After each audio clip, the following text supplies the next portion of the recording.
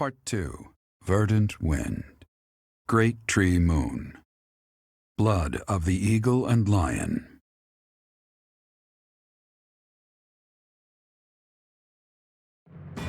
Now in control of the Great Bridge of Myrddin, the Alliance Army invades the Imperial territories. In response, the Imperial Army garrisons soldiers at Fort Mercius.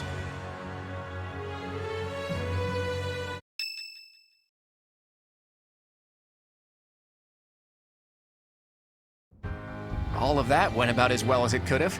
Each lord has agreed to provide us with soldiers and supplies. I'm impressed you were able to convince all of those scattered nobles to help us.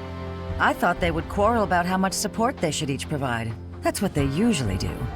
Well, Count Gloucester took the initiative in taking on responsibilities. I presume that was because you spoke with him in advance, Lawrence. I merely explained the situation at hand. Then my father simply followed your lead, Claude. It was because you had the professor there to represent Lady Rhea. My father is a pious follower of the Church of Seros. I don't doubt it. I wasn't under the delusion that it was my personal charm that unified everyone. Thanks for that, by the way. I hope you don't feel like I used you, because I sort of used you. I appreciate that. We don't have time to be picky about our methods. But be honest, you're having a hard time adjusting to your new role, aren't you? You weren't even a follower of Seros to begin with, and somehow you've ended up as a representative of the Church. I realize that you might feel guilty about deceiving the believers for our cause. But this is just what the Archbishop wanted, and she's the highest authority in the Church. Besides, as wielder of the Sword of the Creator, it's undeniable that you're special. I think you should be more confident in yourself and use your position to the fullest. I have a report from our spies. The enemy is currently gathering troops at Fort Mercius. Based on the size of their army, they must be under the command of a renowned general. Or even...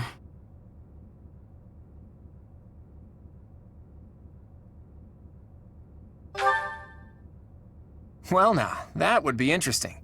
If we can defeat the Emperor, then the Empire will collapse. There's something else. An unidentified army has approached the Great Bridge of Myrddin. They passed through the Daphne and Gloucester territories from the northwest with incredible speed. They're raising the banner of House Blathid. Perhaps they are the remnants of the Fargus royal family. From what we could tell, they posed no threat to the citizens of the Alliance, and so we refrained from engaging them in needless combat. Maybe they hope to fight against the Empire to avenge their fallen prince. And what about the bridge itself? Obviously, we wouldn't let them pass without receiving envoys first. We thought they may try to force their way through. We considered firing warning arrows, but they left immediately, heading east. Are they intending to use one of the bridges in Ordelia territory? Most likely, but the Imperial Army still controls those bridges. I can't imagine what they intend to do in the Empire, even if they do manage to break through. I'm reluctant to ease up on our surveillance, but it would be difficult to track them there. For now, let's assume they're just troops belonging to the Old Kingdom. In any case, we should proceed with caution. Soon we'll be entering Empire territory ourselves. If our enemies are going to intercept us with an attack, it will probably be at Gronder Field. How fitting that it was the site of the Battle of the Eagle and Lion 5 years ago.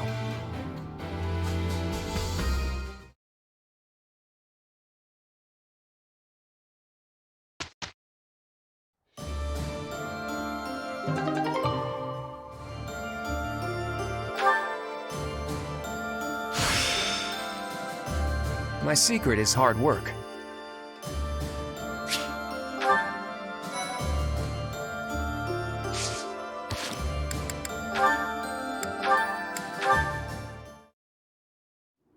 The earth nurtures the trees, and the trees bear fruit.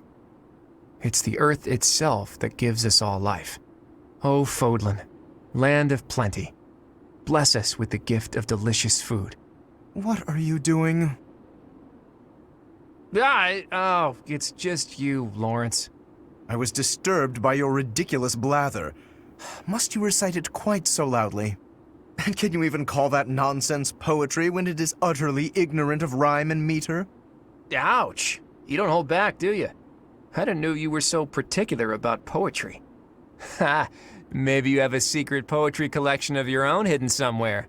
That's absurd. Where did you hear that? And just what was that poem about? It seemed to me that you were praising the land. But is it not the goddess who nurtures the land? Should your praise not go to her instead? Of course you zero in on that detail. You really are a Fodlan noble through and through. Certainly. Aren't you? I'm not quite the same, no. Though noble blood flows within me, it can't change who I am at heart. Pardon? I think you had best clarify. Listen, Lawrence, you had ambitions of becoming the Alliance's ruler, didn't you? Would you like to try that for real? If you really want it, I wouldn't mind giving up my position. What's this all of a sudden? That is not an offer to be made in jest. I'm not joking around. I've been thinking it for a while now. I originally thought you were like a fox drawn in by the deer of the Alliance. But I was wrong. You're no thoughtless predator. You're trying to properly train the deer around you. Isn't that right? That is my intention. But the ambition is insufficient. To rule well, a certain temperament is required. When we first met, I mistrusted you a great deal, and on my father's advice, I observed you closely. That is why I can say this for certain. You possess the qualities necessary to govern. A compliment from you? That's about as rare as a deer standing on its hind legs and doing a jig. Merely a statement of fact, one that is quite relevant to the future of the Alliance. The future of the Alliance, huh? You really are devoted to your cause. Depending on your actions, I may yet see fit to seize your position for myself. Bear that in mind. I welcome the idea. It means I can feel safe vanishing whenever I see fit. Vanishing? Do not tell me you intend to die in this conflict. You cannot shape the future if you do not live to see it. Ha! First you compliment me, and now you're worrying about me? What have you done with the real Lawrence? No, I'm not going to die. I'm tougher than I look. Besides, this war isn't just for the Alliance anymore. It's going to decide the fate of all Fodlan. It would be cruel to leave you with the burden of uniting all of Fodlan by yourself, don't you think? Burden? Please. If there were none other suitable, I would gladly become a king. Or even an emperor. Well, well. I guess I shouldn't take Lawrence of the famous House Gloucester so lightly. Really, though. Don't you go dying on me either, Lawrence. We're going to need men like you in the age to come. The same to you, Claude. A world without you would be ever so dull.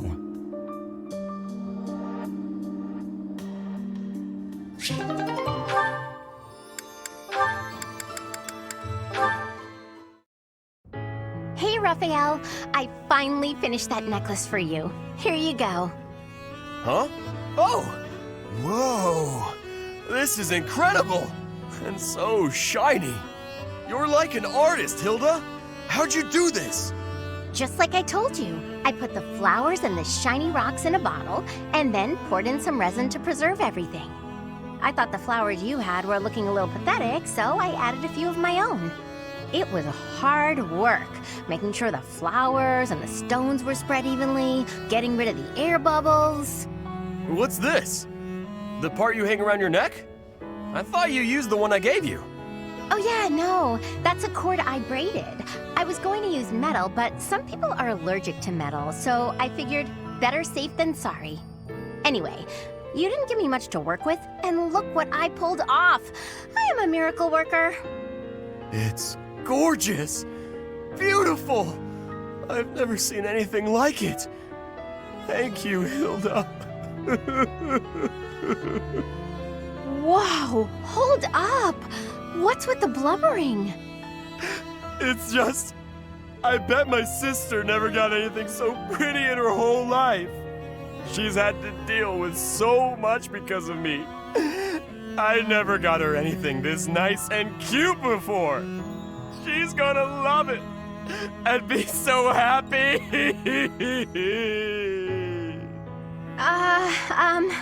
Okay. Yes, okay, that's enough. Come on, you're embarrassing me here.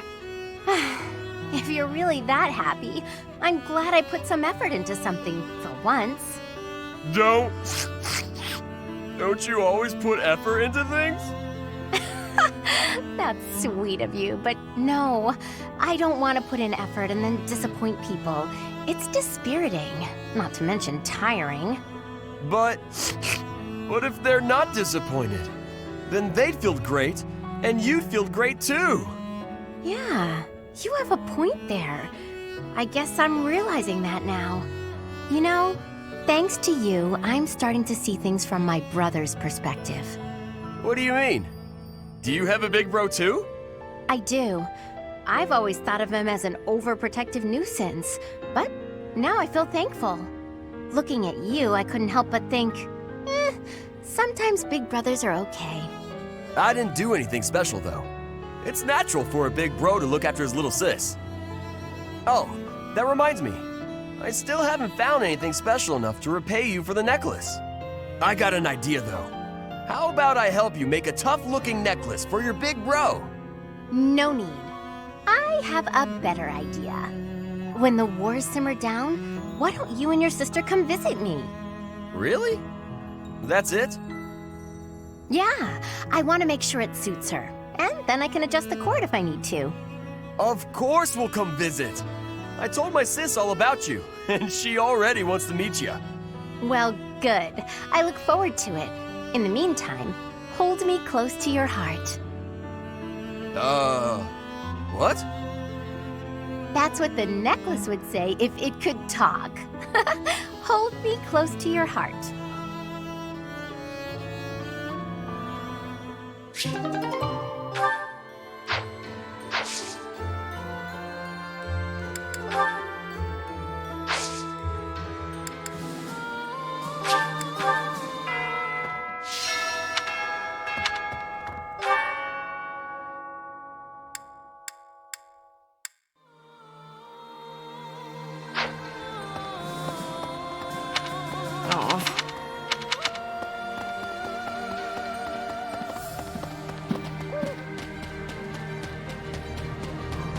It's like this. I'm a graduate of the Golden Deer House, but that was a little before your time, Professor. We won the Battle of the Eagle and Lion. Of course, we mostly have Holst to thank for that. And now he's the greatest general in the Alliance. I didn't do so great in comparison.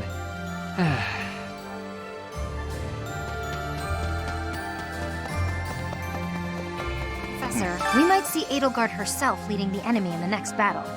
If they're coming out of Fort Mercius, our troops might even clash on Gronder Field. And those other troops on the march, who knows what they'll do or what side they'll take. Not sure how we're supposed to form a strategy with so many unknowns.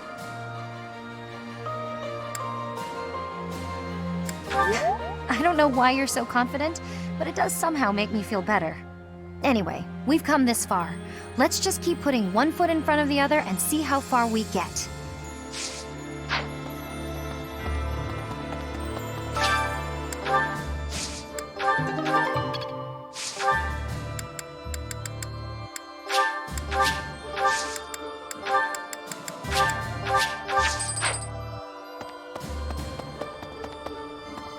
Maybe.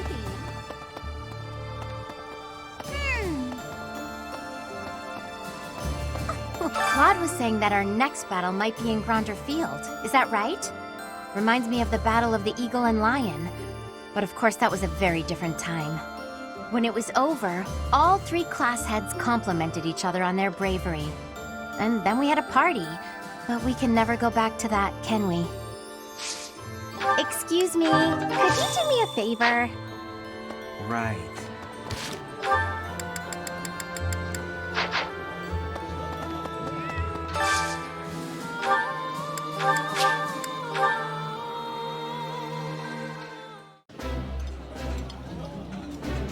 I did not expect much from the dining hall, but this does not disappoint.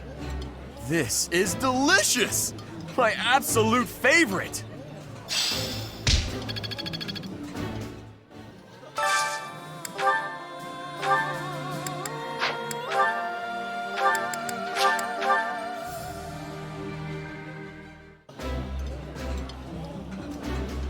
This food is a revelation.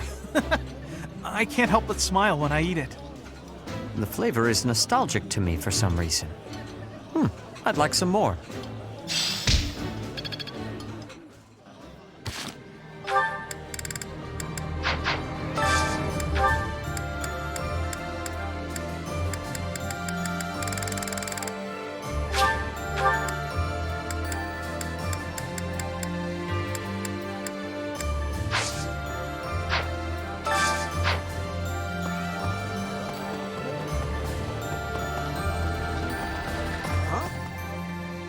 hardly believe we're crossing the borders of the Empire to battle their army. I never thought I'd see the day. You'd never guess from the calm looks on everyone's faces, though. I mean, we're probably all gonna die, let's be honest. If you don't mind me saying, you don't look like you're in the middle of a crisis either. Oh, perhaps that was a little rude of me? Actually, it's the Great Tree Moon now, isn't it? Not that anyone's in much of a mood to celebrate the new year, of course.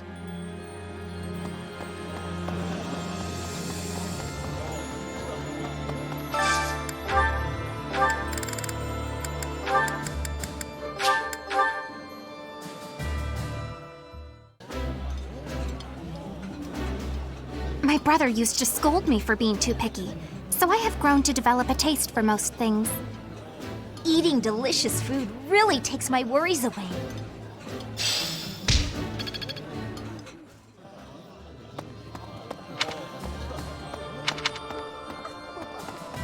No.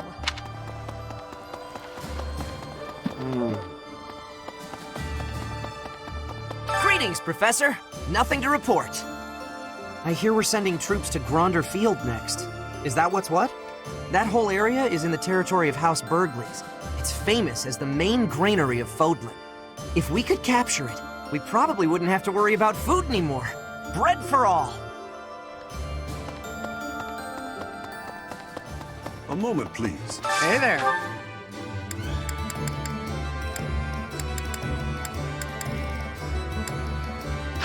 Come back anytime.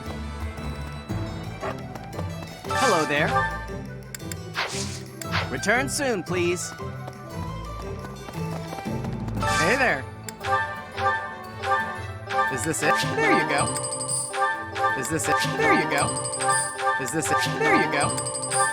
Is this it? There you go. Is this it? There you go. Is this it? There you go. Is this it? There you go. Is this it? There you go. Come back anytime. Hello there. This one, yes? I think. Return soon, please. Welcome!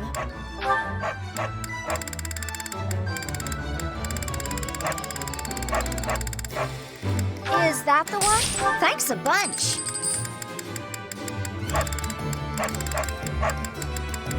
Is that the one? Thanks a bunch. Is that the one? Thanks a bunch.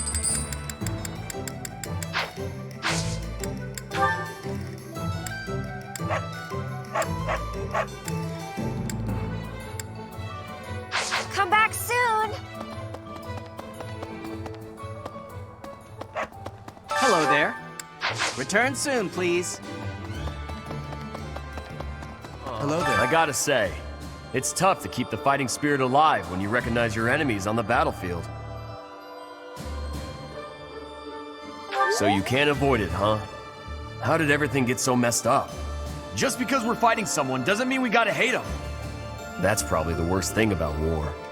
Win or lose, I still get a bad taste in my mouth.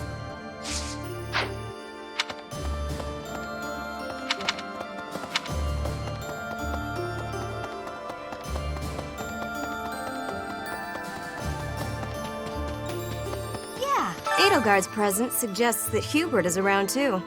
He is minister of the Imperial household, after all.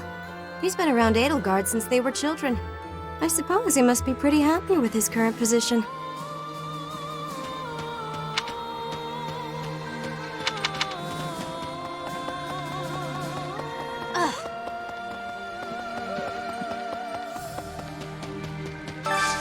Hey, I could use a hand.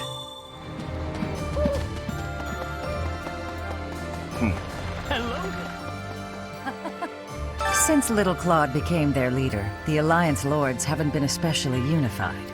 Now they're suddenly united for a common cause. As a result, the Empire hasn't been able to perform even one successful incursion. Rather, we're the ones who might get the jump on them. It's incredible. Magical, even. Maybe his strategic genius was simmering for those 5 years, and it returned to a full boil once you two were reunited. Or maybe he always knew he'd meet you again, and he was preparing for that this whole time.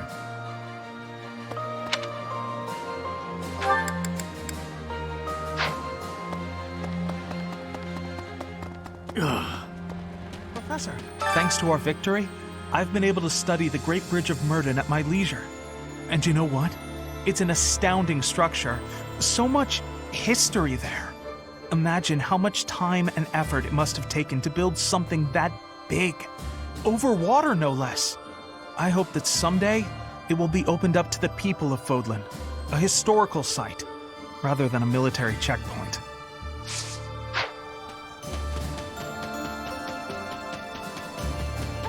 The Battle of the Eagle and Lion. Has it truly been 5 years since then? Can you recall whether it was before or after I joined your class, Professor?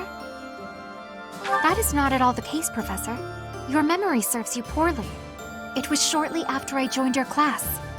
I remember it like it was yesterday.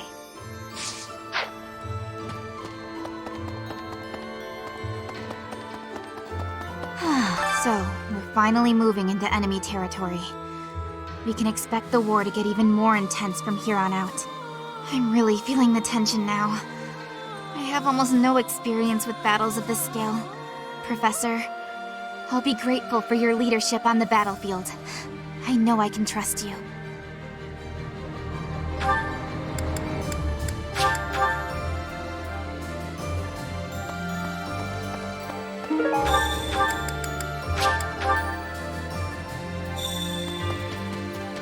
Thanks. I'm glad I asked you.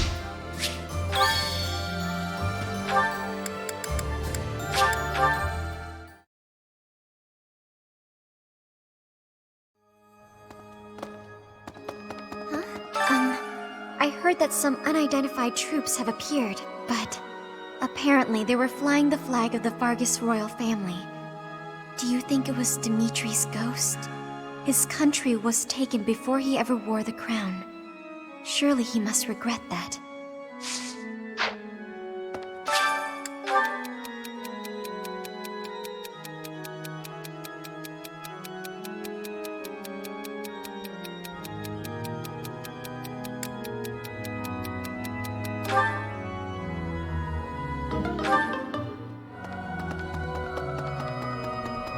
Me? Professor, I trust you and Claude, but I feel uneasy. If we lose in the next battle, the Empire's army will likely come surging into Alliance territory. If that happens, my parents won't escape unharmed. They've raised their anti-Imperial flag after all. Thank you, Professor. I'll fight with all I've got to. Speaking with you has eased my mind a bit. Just enough, in fact, to put me in the mood for sweets.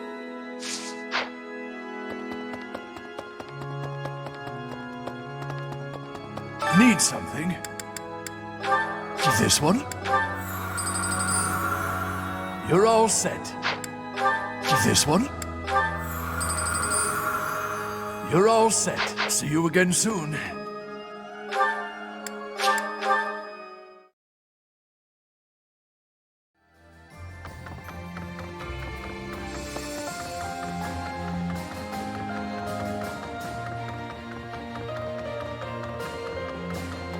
Something. House Gloucester has changed its allegiance and joined the faction that is against the Empire. The Alliance will thus remain united.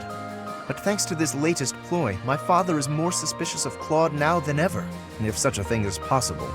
Ordinarily, I might credit his helpful posture toward us to his devout faith in the Church of Seros. But it is clear to me now that this is nothing more than a shrewd calculation on his part. He is only thinking of his position. We are in the clear for now, but please bear in mind that the Alliance is never an entirely stable union.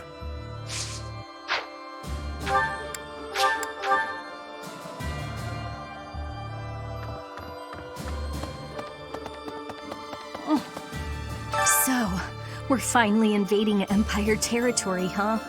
There's not much we can do right now, except pray for deliverance. I truly believe that we have it in us to succeed.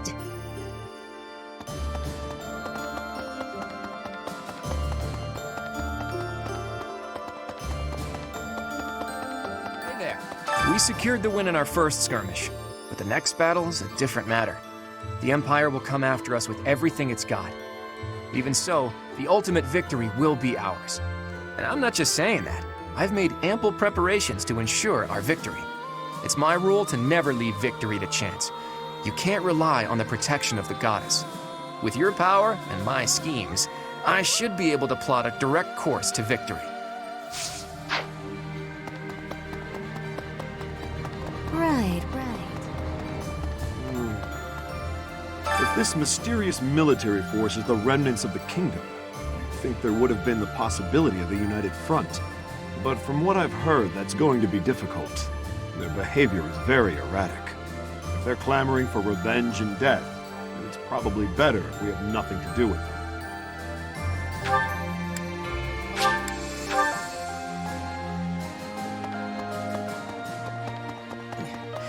Each time we press forward, our search for Rhea broadens to a wider area. I certainly hope we will find at least some clue. But I do suspect I already know where she is. If I'm right, and she is in the Imperial capital, then we cannot save her until we topple the Empire.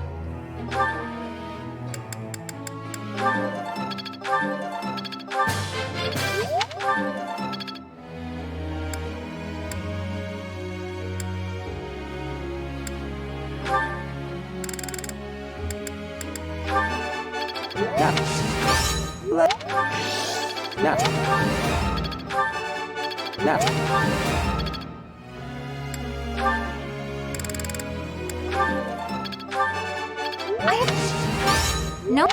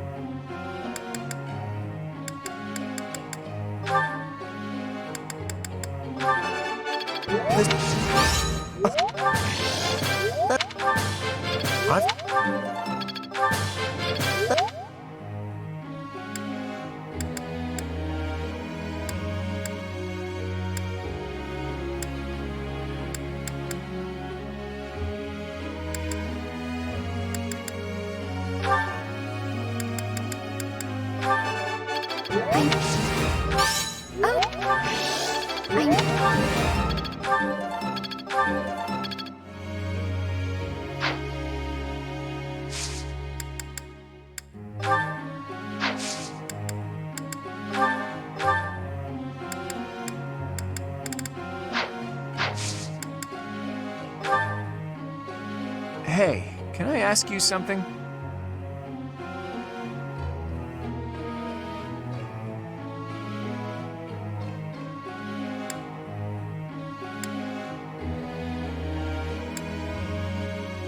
Ah, now there's an idea.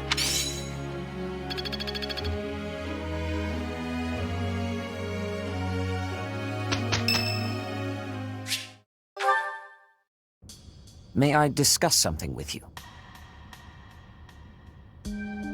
I promised to help you find the truth of who you are, but I'm afraid it's not that simple. There are some details I have kept concealed. 5 years ago, before she vanished, I asked Rhea some pointed questions. I learned that she knows everything about you. No, that is understating it. Rhea is responsible for your existence. I could explain to you here and now what fragments of knowledge I was able to pry from Rhea. I fear, however, that a partial understanding might do you more harm than good. Once we save Rhea, you will know the whole of it. For now, that is all I can tell you. If you are still uncertain about your feelings, then permit me to add one more thing. You, Rhea, and I, we are like family. Because of those deep ties, you can be certain that I will never abandon or betray you. On the contrary, I greatly wish to see what your future holds. I am, and will always be, your ally. You are not wrong. History is full of examples. I don't believe that will be the case here, but I suppose all I can do is ask for your trust. The truth is, you have become indispensable to me. And that is true quite independently of whether I see eye to eye with Rhea, or even whether we are friends. After this war is over, where I go and what I do will depend wholly on you. I am still trying to figure that out myself. Perhaps it is just that I find you so fascinating that I cannot bring myself to leave your side. I dislike a one-sided conversation, but in this case, I am afraid I had no choice. Our future is yours to determine.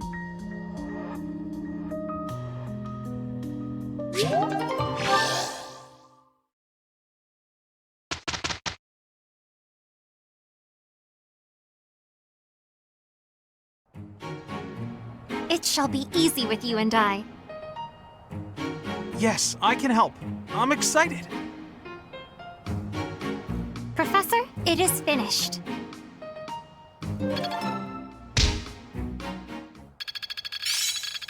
I must always improve.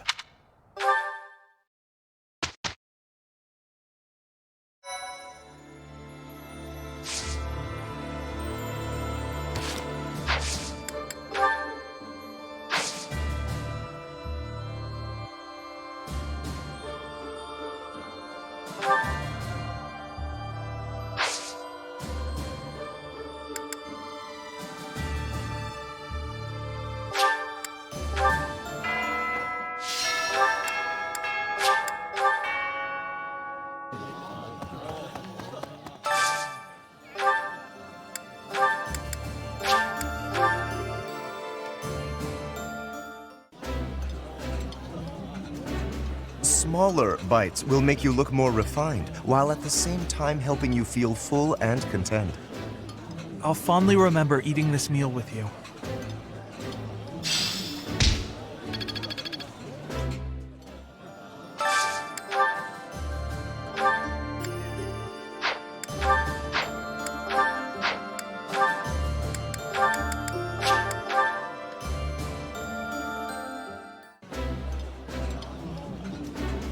I'm sorry.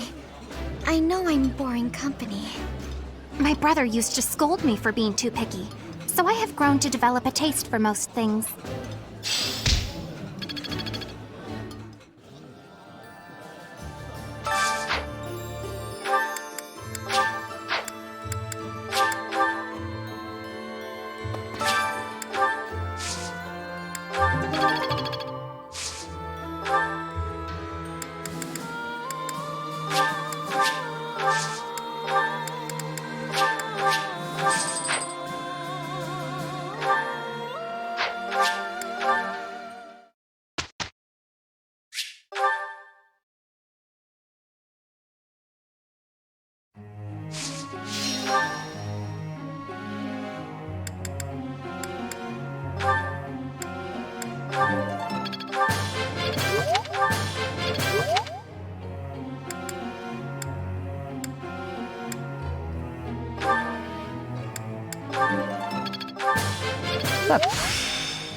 Hopefully this proves that.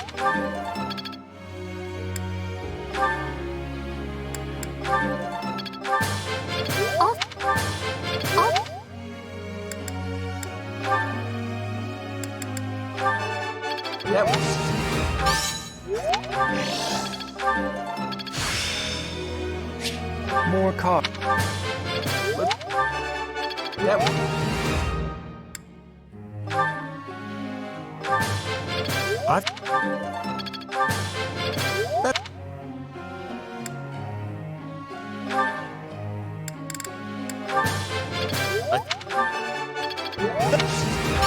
You.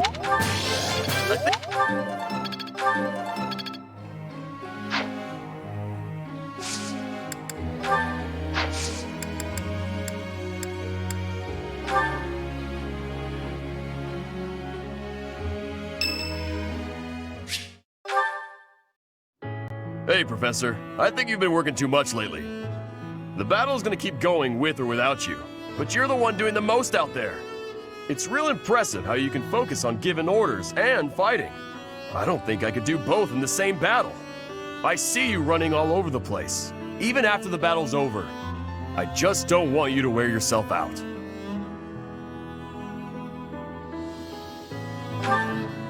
Oh yeah? As soon as you say you're fine, that's when it hits you. No offense, Professor, but don't you think some folks might be taking advantage of you? Claude keeps asking you to do things, but you never say no. Like when you gave that speech to the troops. That didn't seem like something you wanted to do. I know you gotta follow orders on the battlefield, but you shouldn't have to do things off the battlefield if you don't wanna. What do you mean? Like studying? Sure, it's not my favorite thing in the world, but that was to keep my little sis fed. I had good reason for it.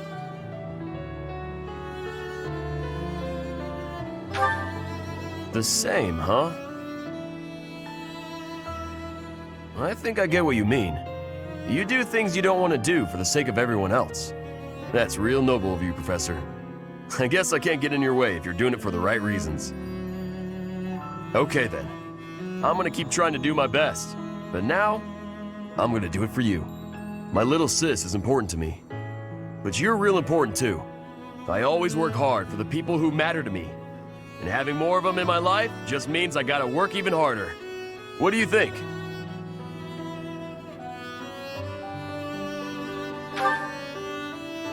Really? I wasn't expecting you to say that. You're gonna make me blush. We gotta keep working hard together then. At least until this war's over. I'll work to make sure you don't collapse from exhaustion. You got nothing to worry about, Professor.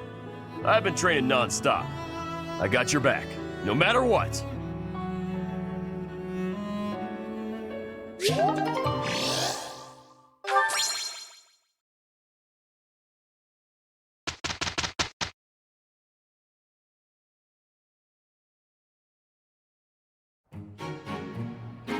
Well, we did it.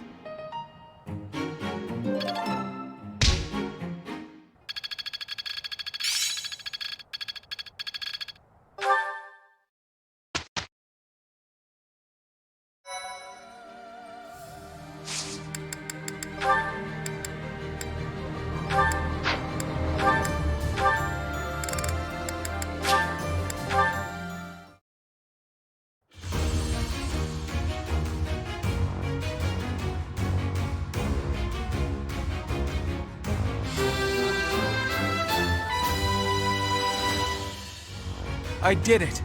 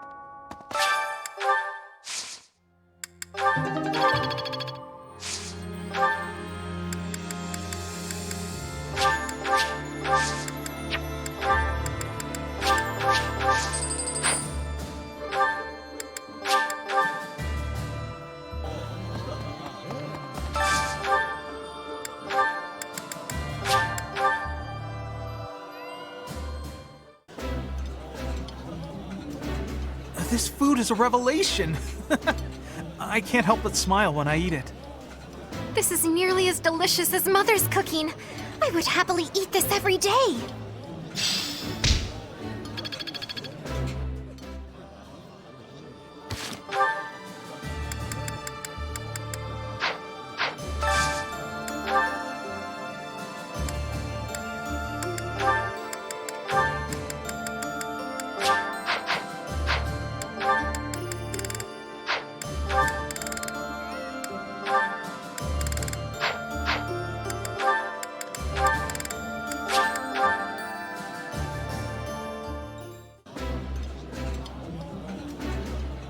flavor is nostalgic to me for some reason.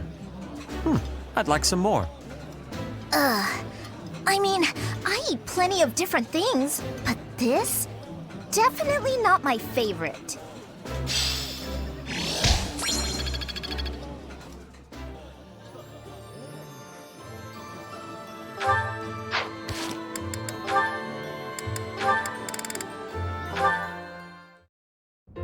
Flame! Excuse me, quick question. Can I paint you? Oh, hello, Ignatz. What an unexpected surprise. I'd like to paint your portrait, Flame.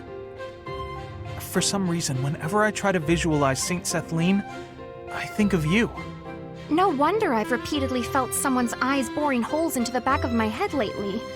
You're quite lucky my brother hasn't noticed. It would be wise to back away from me before he does. Although, I shall agree to your request, on the understanding that you paint me to be more illustrious than Saint Sethline. More illustrious than the statue? Surely you mean as illustrious. Am I not the more illustrious? The more breathtaking? Well, true, you are a sight to behold. Though I'm not sure about the competitive tenor of that question. I'd expect you, as an admirer of Saint Sethline, to speak more admiringly? An admirer, You say such funny things. Now then, would you like me to pose? Oh, I have many ideas up my sleeve. A pose? No need. You can just sit down. Are you certain about that? It sounds rather dull. How long will it take you? A few days, I imagine, but that's okay. You can just come by whenever you have time. Oh, and if you don't mind, could you tell me some more stories about her? The stories you tell about Saint Sethline are so much more vivid than the other legends I've heard. She seems so impressive, so fierce. I can't help but admire her too. Actually, I have changed my mind. No longer do you need to paint me as illustrious. Instead, paint me as fierce! Sure, I guess. I think cute might suit you a little better, though. Did you not just say that Saint Sethline had an impressive and fierce way about her? Well, if that is the case, then I too would like to look fierce. You're welcome to paint me repeatedly until you get the expressiveness just right. Rather, you must paint me repeatedly until I am satisfied with the outcome. I'm not sure I can ever produce a painting that completely satisfies you. But I'll try. I said I would, and I will not go back on my word. Even if this painting takes me months. That wouldn't be a problem, would it? Not at all. We're friends, aren't we? I am happy to help with a friend's request, even if it takes centuries to complete. Thank you for that. Though I hope it doesn't take quite that long.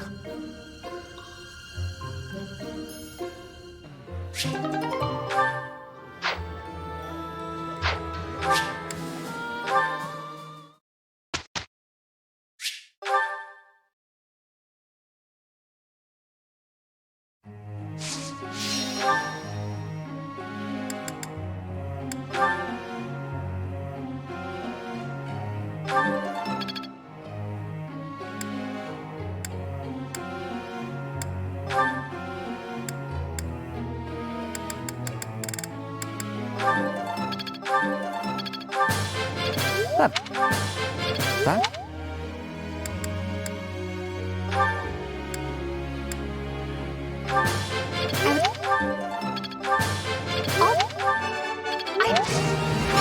No.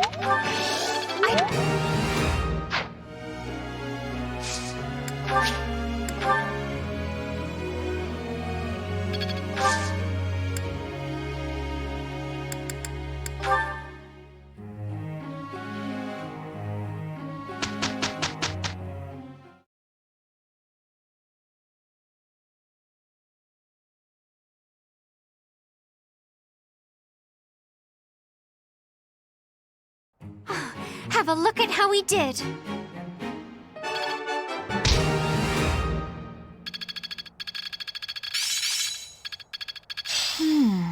I see. Now to apply this knowledge.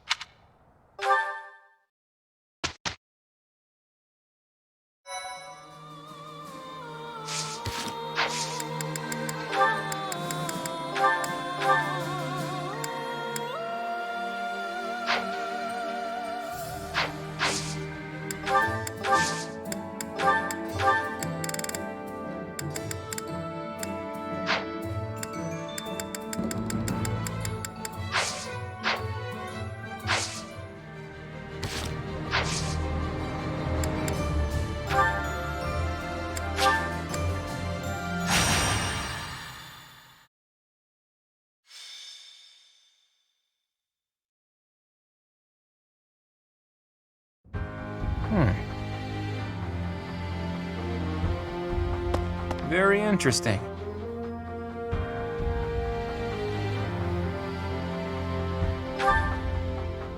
Oh, Teach. How long have you been there? Don't sneak up on me like that. You almost gave me a heart attack. Anyway, I'm reading the official biography of the Four Saints, as sanctioned by the Church. I know you're not very familiar with the teachings of Seros, but even you must have read it at least once.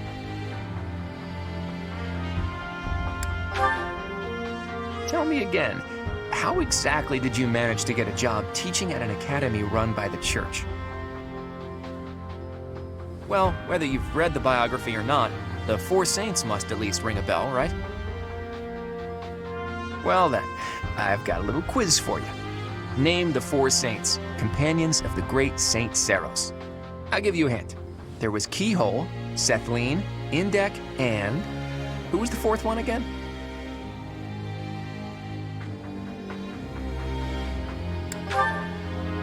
Correct. I was hoping you'd know that much at least.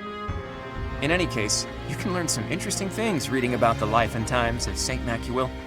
For instance, he was more skilled with his hands than his fellow saints, and even became an accomplished blacksmith. He used his skills to forge countless sacred weapons for the army of Seros. Of course, he didn't just forge the weapons, he also used them in battle himself. Legends say his strength was second only to Seros. It's even said that he played a big role in the Battle of Tailtean, where Seros fought Nemesis, the King of Liberation who became the King of Evil. Macuil lost his life in that battle, and now his body rests in a coffin within the Holy Mausoleum. Or so one story goes. Another legend says he set off on a journey to find a new land. That he left Fodlan from the east, crossed the sea, and vanished. He must have left Alliance territory, but where exactly would he have set sail from, I wonder? Thinking about it reminds me of another interesting story concerning the Srang region. The peninsula is attached to the mainland of Fodlan and extends from the northeastern part of Kingdom territory. If you were to set sail from Margrave Edmund's territory, you could cut across a stretch of sea and land there. And it just so happens that in the Srang region, there are ruins built to worship a sacred beast that appeared from across the sea. If the ruins have something to do with Saint Macuil, there could be sacred weapons there. So, have I piqued your interest, or what? You always have to play it cool, don't you? Just think of how useful it would be to have weapons like that. Not to mention that the peninsula would be pretty easy to get to about now, seeing as how Alliance territory has settled down a bit. We'd be there and back in no time. No one would even notice we were gone. Come on, Teach. Let's go to the Srang region. I always see it through once I set my mind on something. Let's make the necessary preparations before I die of curiosity.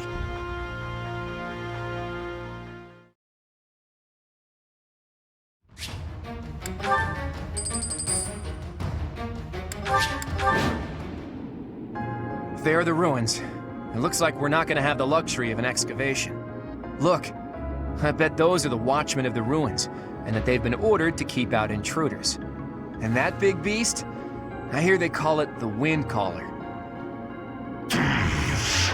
Only by defeating me can you claim the secret treasure.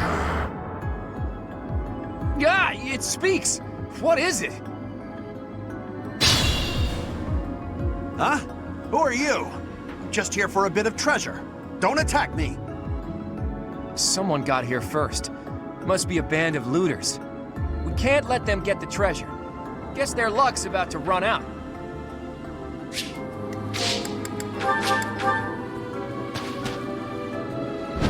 Good time for a secret scheme. You got yourself killed.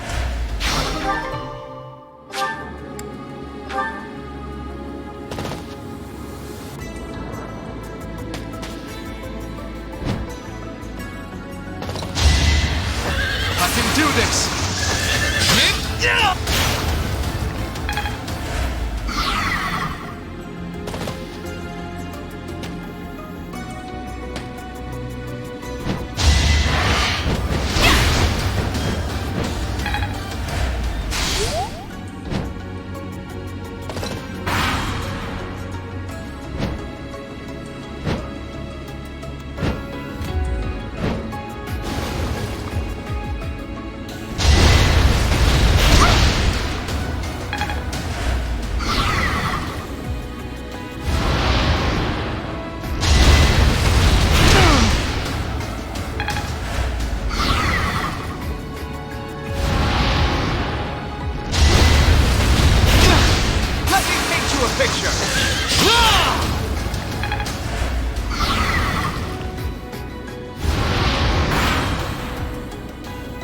not trying to take this treasure from me, are you? Let's think carefully.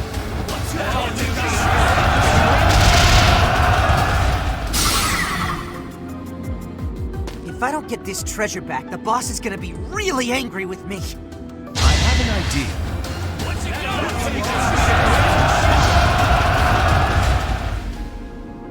Huh? Are you looting too? Well, I'm not letting you have this treasure.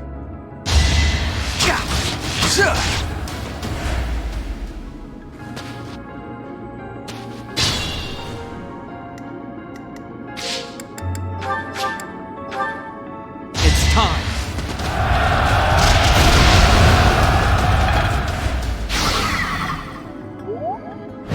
Watch this. We're all desperate, aren't we?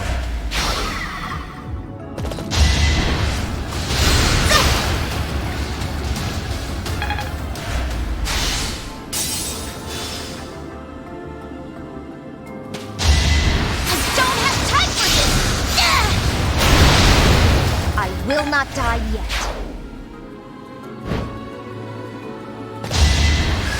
I can do this!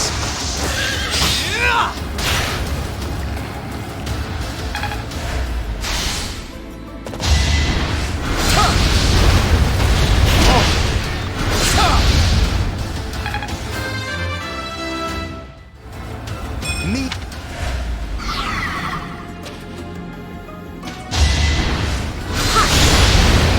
Child's play.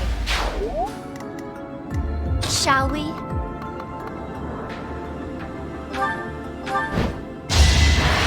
That's enough! Sorry, but it's you or me.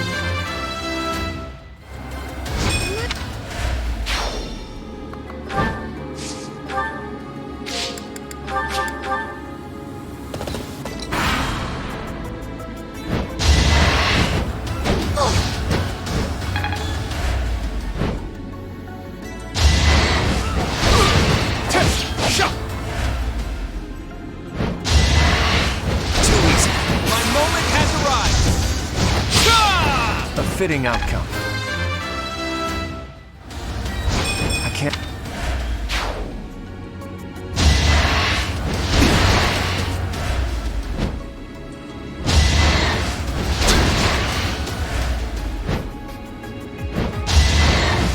Piece of cake. Hold a grudge if you must. I fought and won. Imbecile!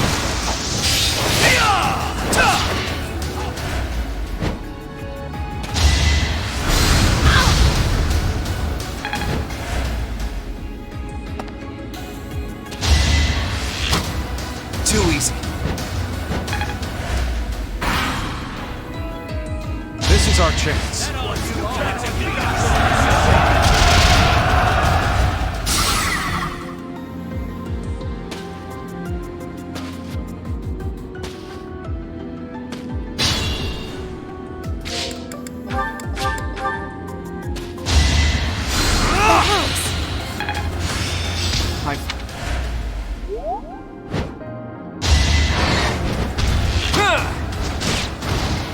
People are waiting on me.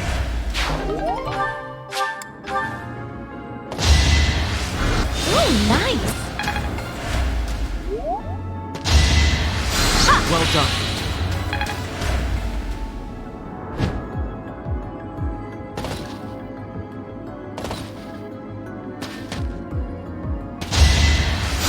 Thank you.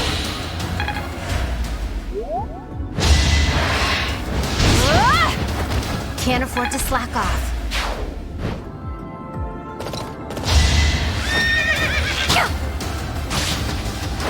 I'm not dying here.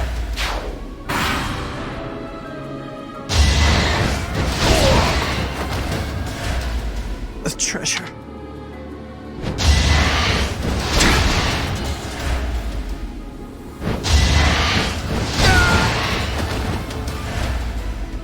No, that's my treasure.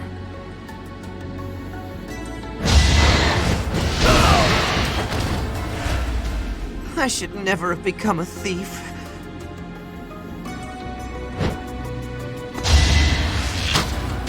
So close.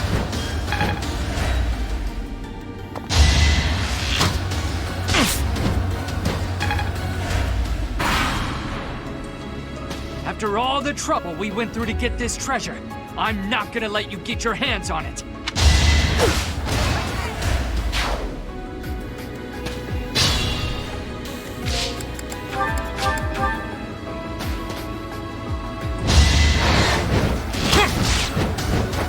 Sorry, but I must. Sorry.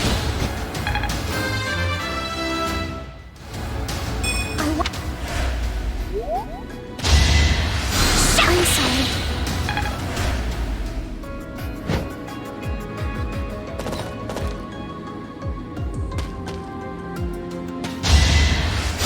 Thanks.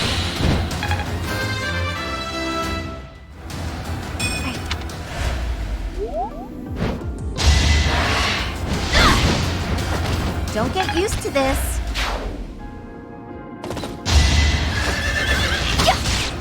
For Gerald.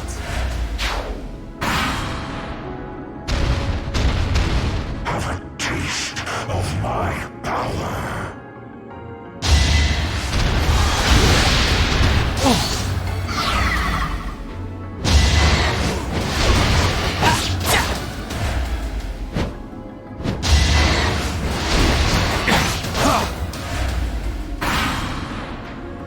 This'll take some strategy.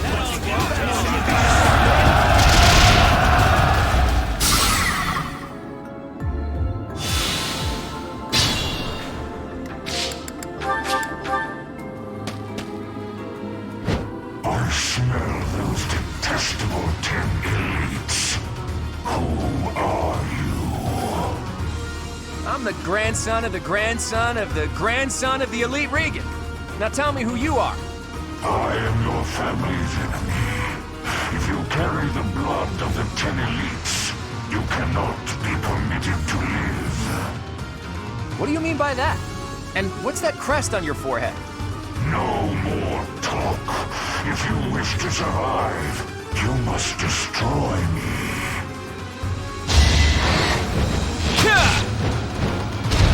Too easy.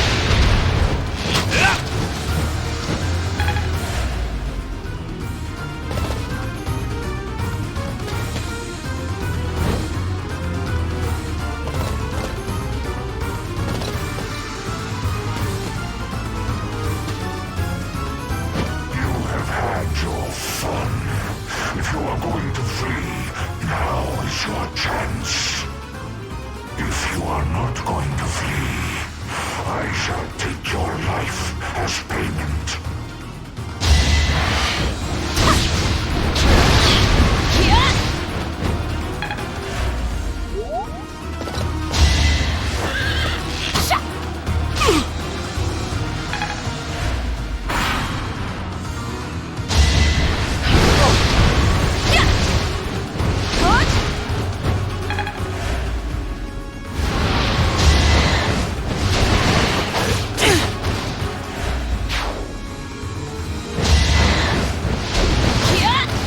A team effort.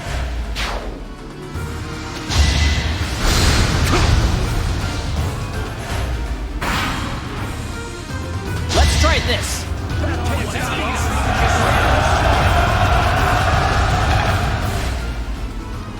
Let's try some.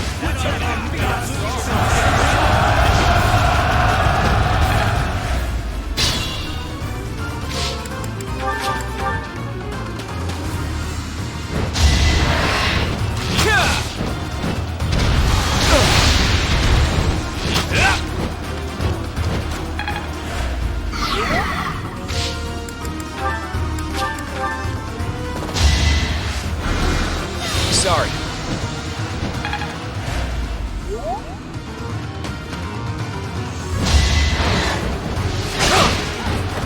That is all.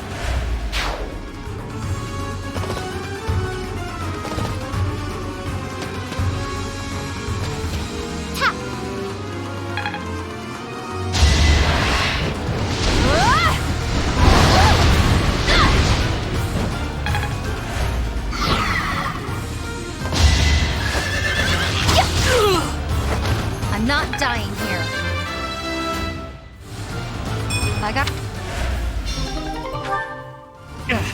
Those thieves!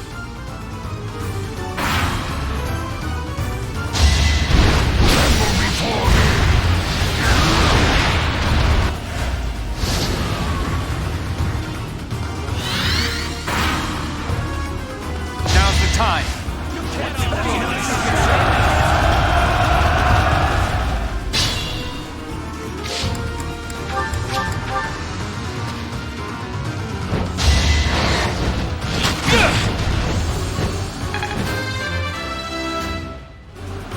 The weak.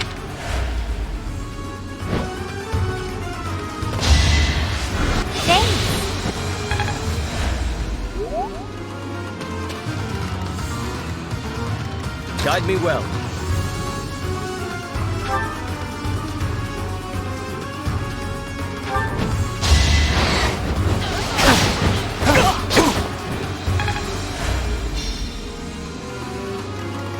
Shall we?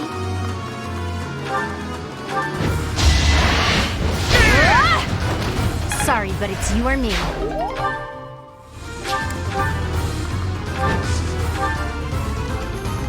Onward!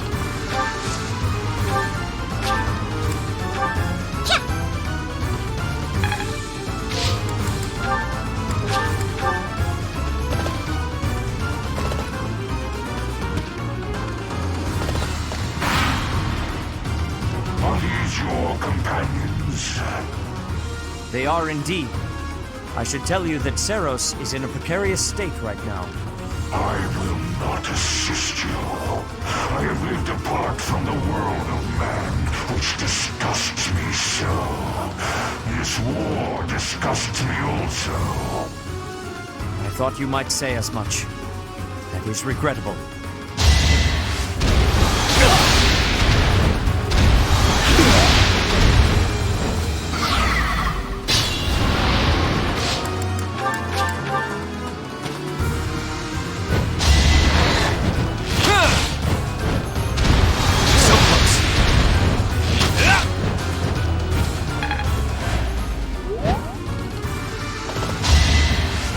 Apologies.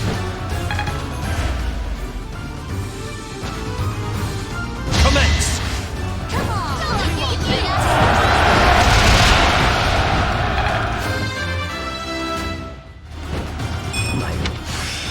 Hope.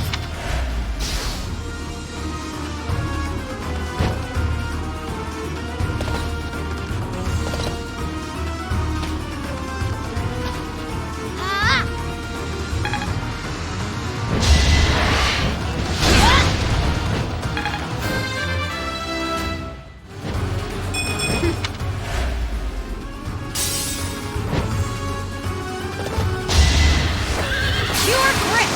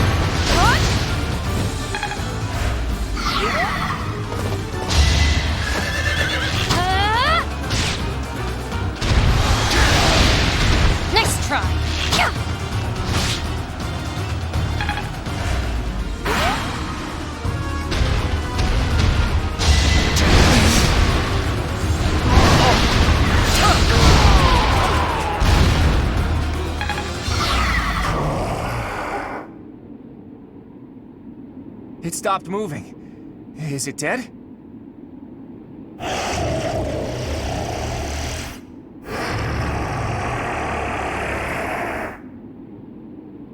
No. It seems it's just sleeping. I thought we were supposed to be given the treasure, but... forget it. I'll just have a look around there. What about this thing? Huh. I'll think about it later.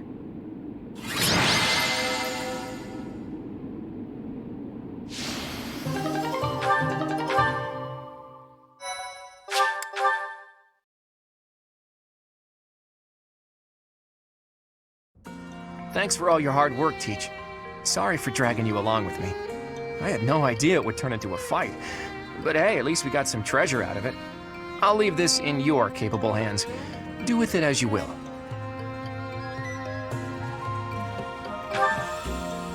You know our friends even better than I do. Give it to whoever you think it'll suit best. More importantly, I didn't go there looking for treasure. Not really. Legends about the saints abound. It's hard to tell fact from fiction. I like to confirm whatever I can with my own eyes to find the truth in those legends. Not a thing. We didn't find anything concrete to prove that Saint Macuel had been there. We can't say for certain that the treasure we found was Macuel's either. I do wish we could have spoken to that wind caller a bit more.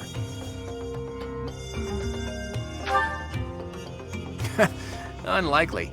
Macuel lived thousands of years ago. And I've never heard anything about the saints being monsters like that. Wait a minute. Could the wind caller have anything to do with the Immaculate One? The Immaculate One is a monster sent by the goddess. Could the wind caller be... Where was it that I heard that stuff about them having been sent by the goddess? Maybe I'm too tired. My head is heavy. I can't think straight anymore. Let's call it a day for now. I've got plenty of time to think this over.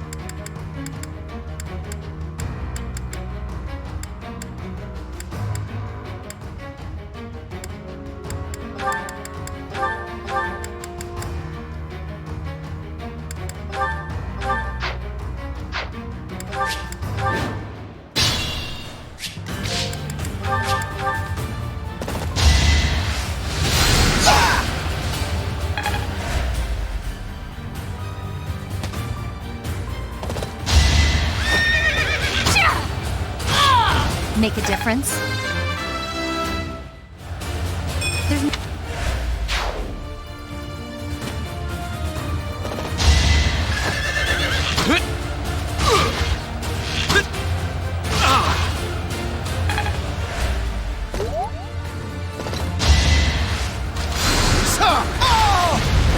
Too close for my liking.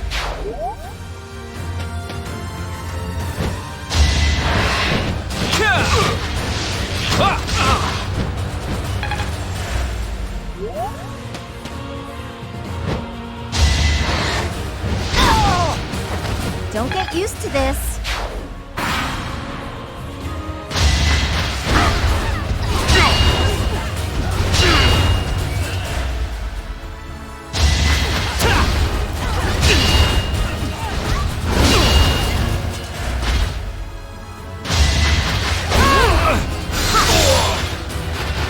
Child's play.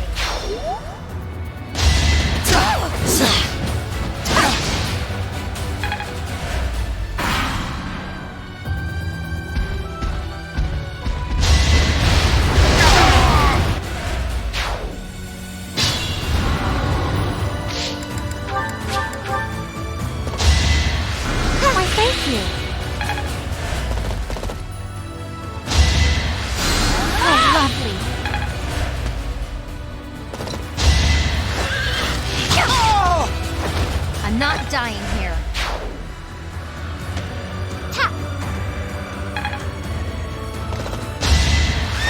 I can do this!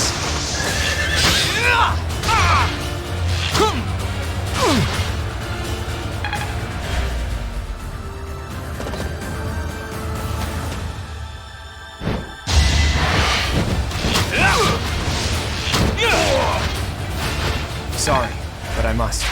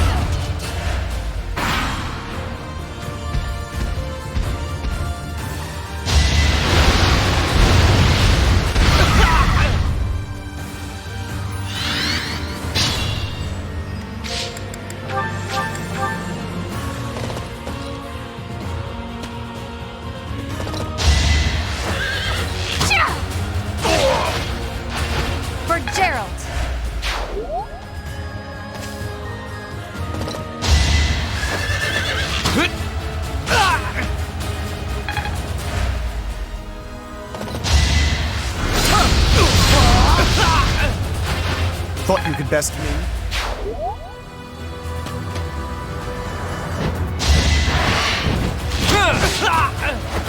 You got yourself killed.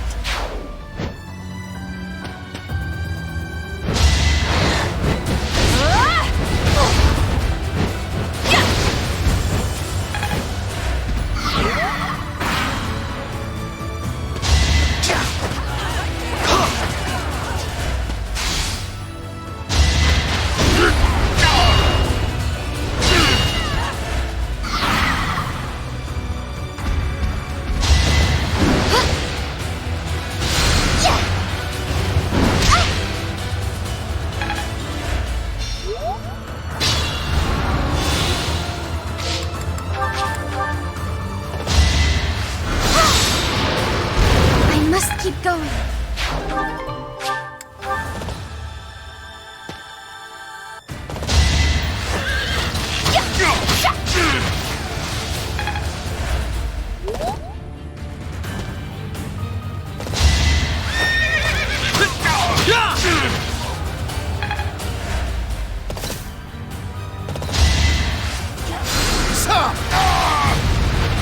I'll tolerate no obstacle.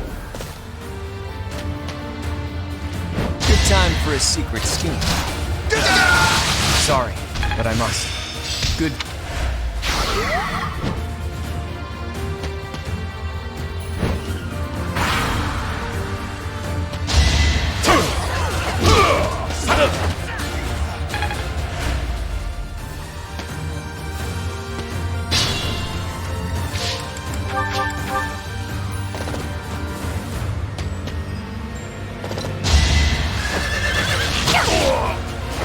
I'm not dying here.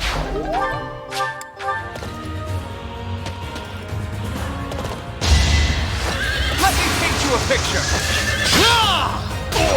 For the future of Fodlan. Fun to watch.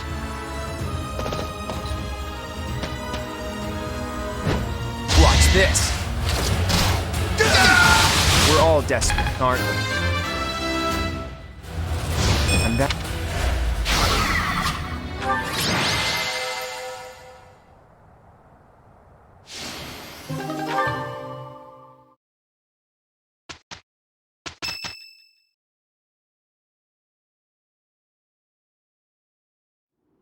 Gronder Field should be around here, right?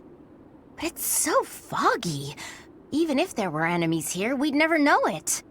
I recall the terrain from the Battle of the Eagle and Lion, but without the ability to see the enemy's formation. Our enemies are subject to the same conditions. We'll just have to wait for the fog to clear up.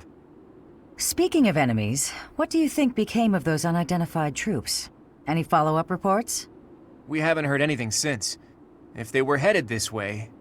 Well, I'd like to avoid being caught by surprise, but we can't make use of our scouts because of this fog. It's hard to predict this fight. There's no way to know what will happen.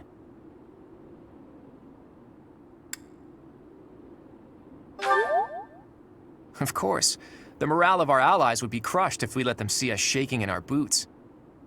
Your guidance is going to be crucial, Teach, now more than ever. Do whatever it takes to lead us to victory.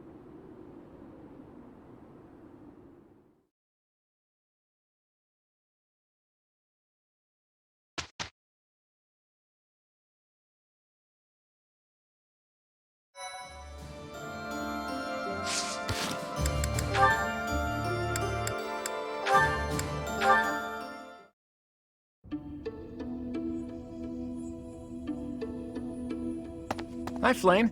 Have the Four Saints caught your fancy? Hello there, Claude. No, not particularly. I was merely looking. I see. In any case, do you mind if I ask you a little something? It's about your family's origin. This again?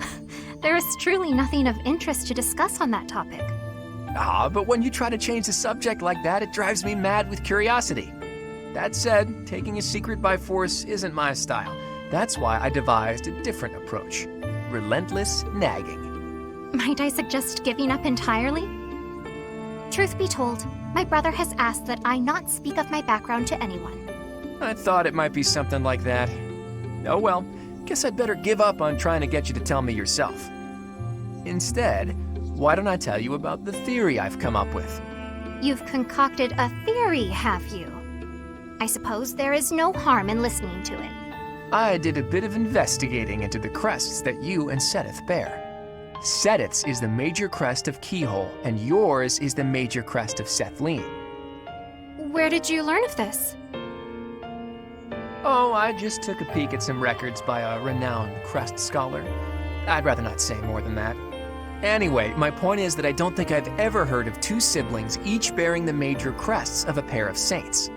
If the legends are true, then Saint Keyhole was Saint Sethlene's father, wasn't he? Which means if you and Seteth were the descendants of Saint Sethlene, that would explain how you two came to possess Keyhole and Sethlene's crests. You mean to suggest that my brother and I are the children's children's children of Sethlene? That about sums it up. An interesting theory, to say the least. But surely you must know. Saint Sethlene was never married. There are no tales of her having ever had children. Sure, but the possibilities are endless. It's not like legends are known for their accuracy. But based on your reaction, I guess I'm probably following a bad lead here.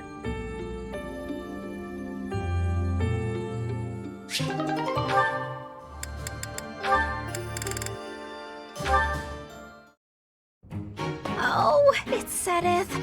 I'd better slip away before he... Ah, I see you are indulging in a bit of reading. You are fond of books, I take it? Yes, reading's one of my favorite pastimes. I was just finishing up, actually, so I think I'll...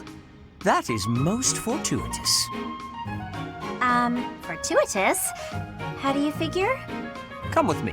I have a story to share with you. Once upon a time, deep in the cold mountains, there lived a lazy fox and an industrious squirrel. The squirrel worked tirelessly all day long, while the fox did nothing but lounge around and play. When autumn came, the squirrel hurriedly gathered up acorns for the winter. But the fox continued to play without a care. A biting winter fell upon the land. The mountains, caked in snow, concealed all nourishment from sight. The hungry fox went to the squirrel's dwelling, but the squirrel had locked up tight and gone to sleep. Every so often, the squirrel would wake, enjoy a nibble of an acorn, and then return to an easy slumber. The fox, on the other hand, with nowhere else to turn, was forced to scrounge for food in the bitter cold of the forest. Forlorn and hungry, he wandered in solitude all through the winter, until spring came once more. And so it is to this very day that foxes are denied the comforts of hibernation. I really learned something about foxes. I read lots lots of fairy tales like that when I was little. But the lazy fox and the industrious squirrel, huh? That one I don't think I've heard before. That is not surprising, considering I wrote it. Oh, you wrote it? I did. When Flane was young, she loved fairy tales more than anything. I would read them to her often. This one, however, is a more recent creation. I wrote it for the benefit of the children in the monastery. So, what do you think? I'm curious to hear what sort of impression it made on you. It's so cute! You found it to be cute? I can just see it now. You writing fairy tales for your little sister. That's just the cutest thing. Honestly, to me, you usually come across as stern and overly perceptive. But now I know you have a sweet side, too. I feel like I'm seeing you in a whole new light. That is not what I was hoping to hear.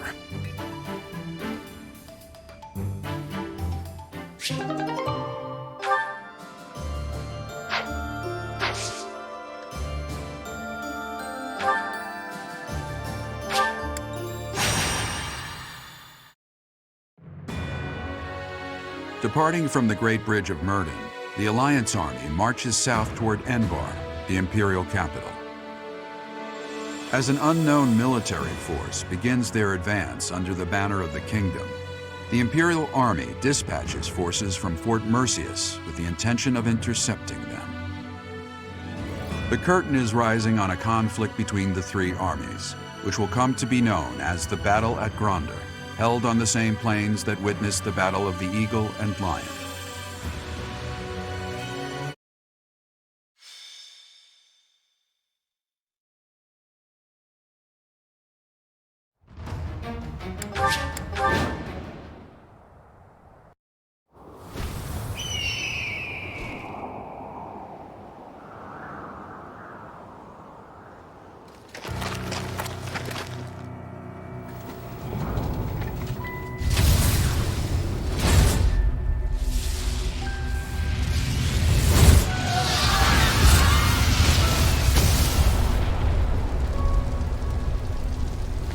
Know that I will tear your heads from your shoulders.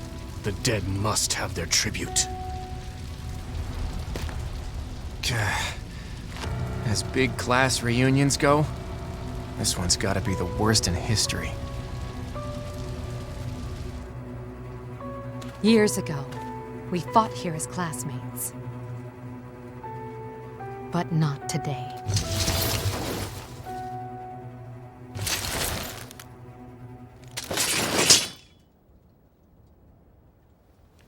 Kill every last one of them!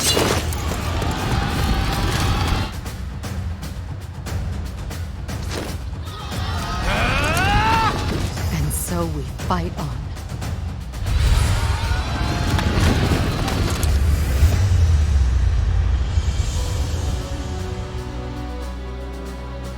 I will crush anyone who blocks my path. Dimitri, he's alive. But he doesn't look interested in joining forces with us. It would not be advantageous to take on both at once. We must stop the Kingdom and the Alliance from joining forces.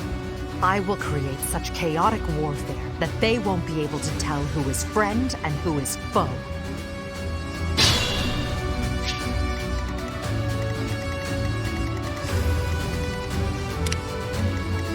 What's my strategy?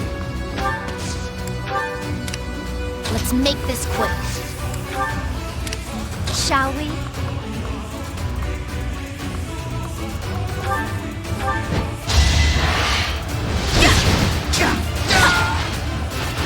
Oh, fighting wears me out. This'll be... Onward! Steady now.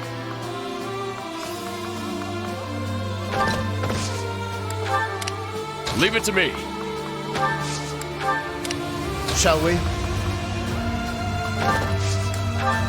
My orders?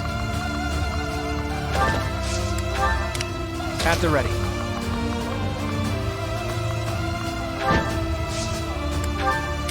I'll do my best.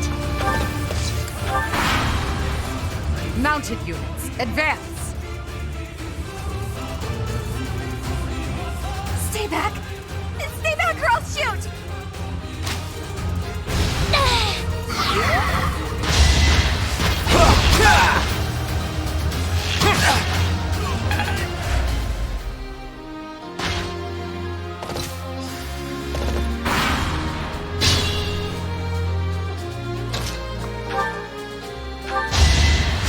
Apologies.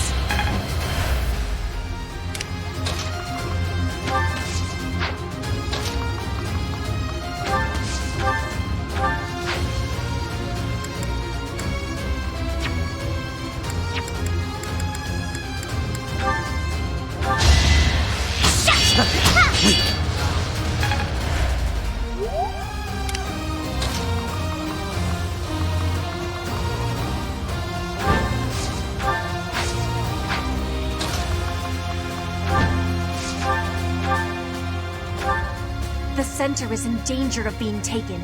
We must be running to protect it.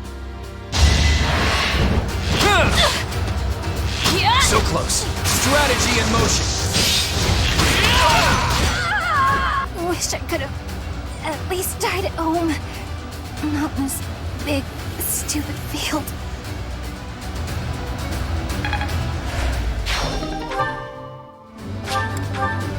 Bernadetta, thank you. I'll make sure your life was not lost in vain.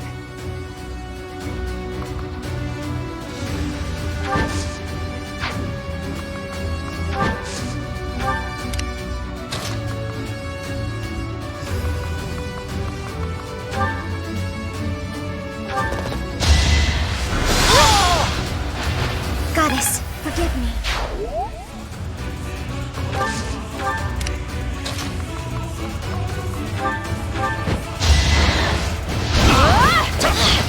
Guess I have no choice.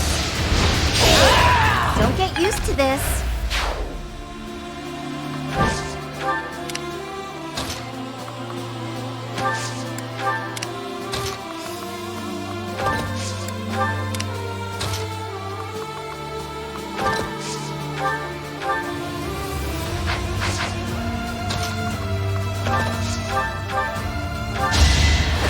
I'll defeat you! I took care of it. I thought... Impressive.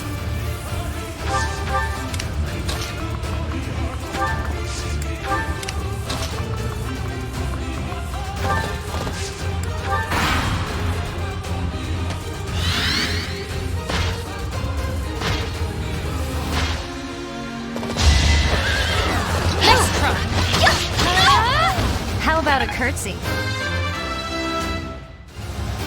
I got... The Imperial Army is starting to crumble.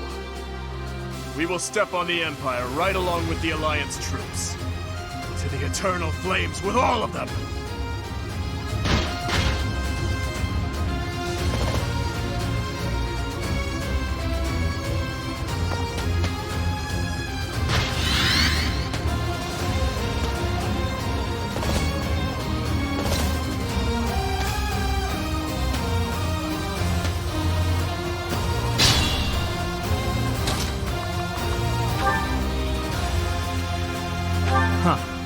I guess this is fate.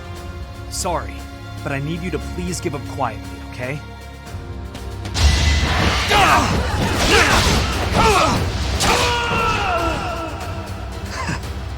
I'm not afraid. I figured it would end like this.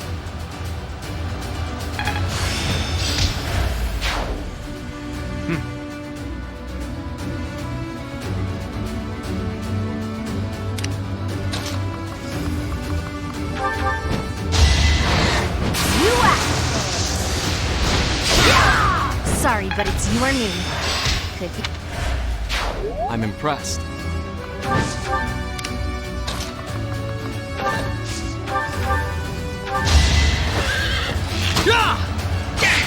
Let me paint you a picture! No mercy.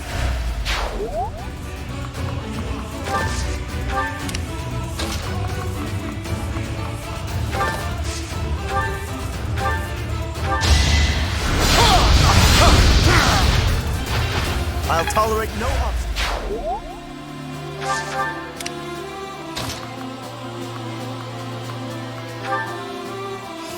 For Adrestia and for Brigid, I will be defeating all of you!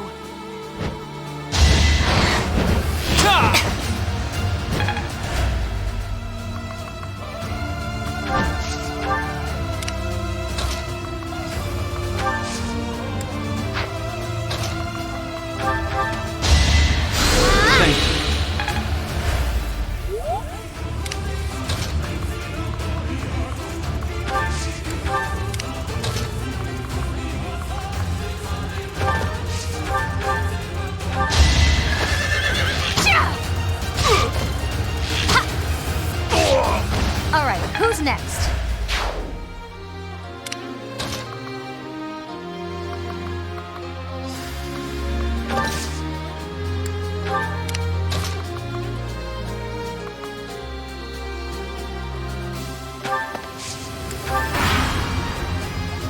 You're interfering with the plan. Looks like I'll just have to get rid of you.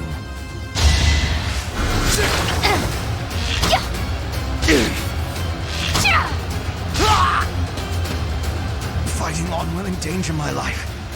Your Majesty, I must withdraw. No need to worry. We still have some troops left. So long as I stand, we won't give up. I have a plan.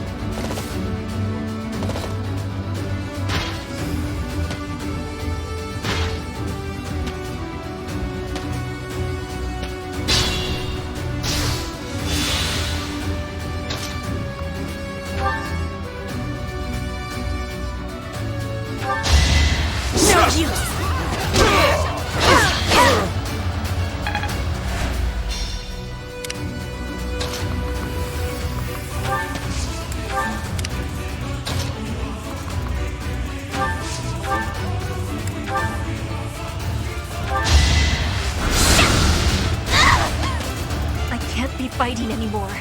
I must be retreating now.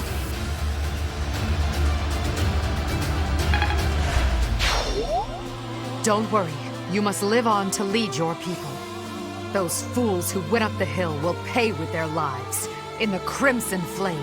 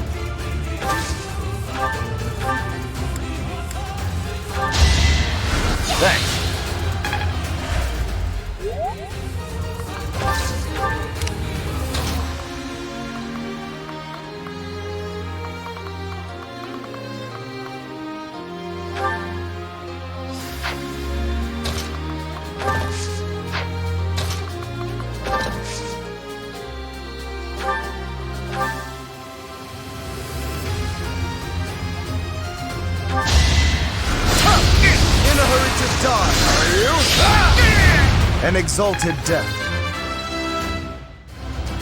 My...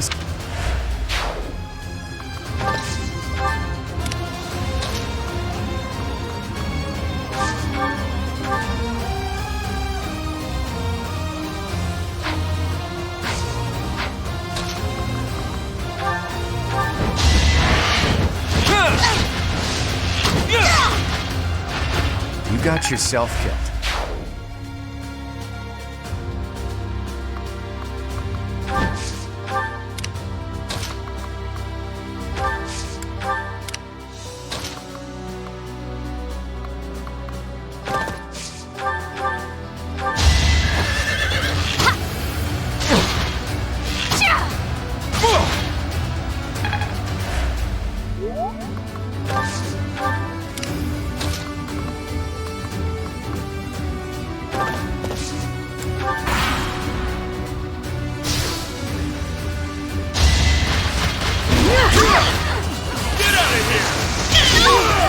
That's another one.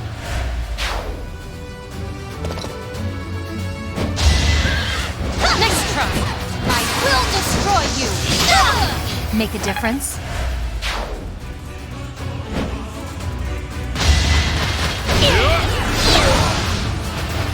No time to slow down.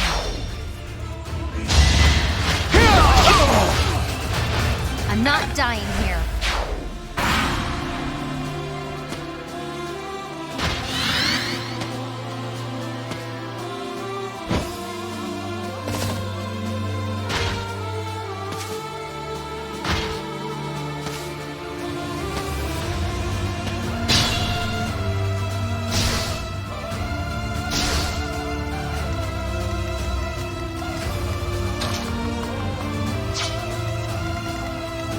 Still in it.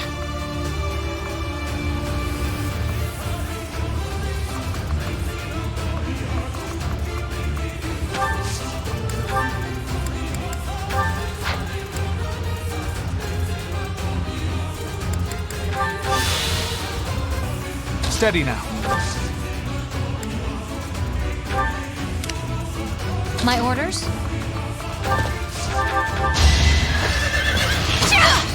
All right, who's next? Let's... Shall we?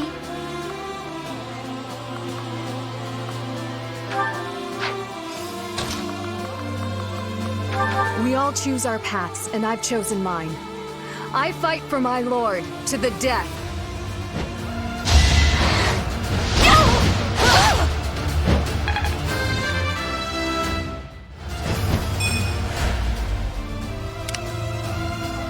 I'll do my best. I'm sorry. I must keep going.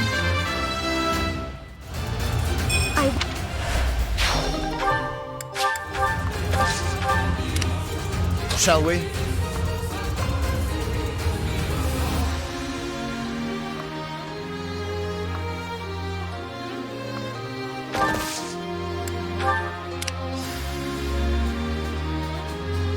I can't die yet.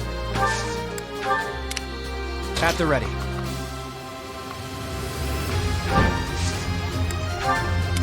Onward.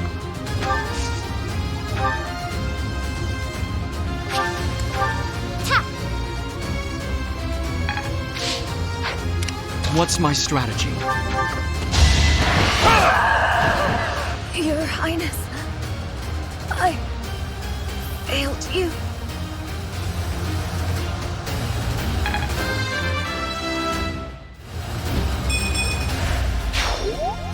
Ingrid.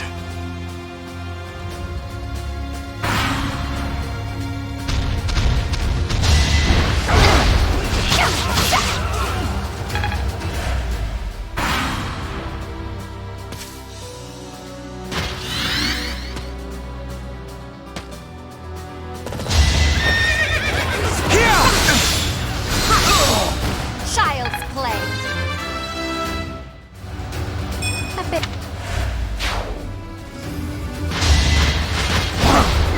Allow me to demonstrate! This could turn the tides.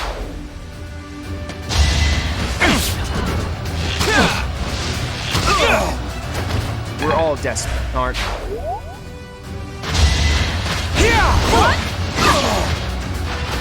Never let your guard down. I'm on a roll! No chance.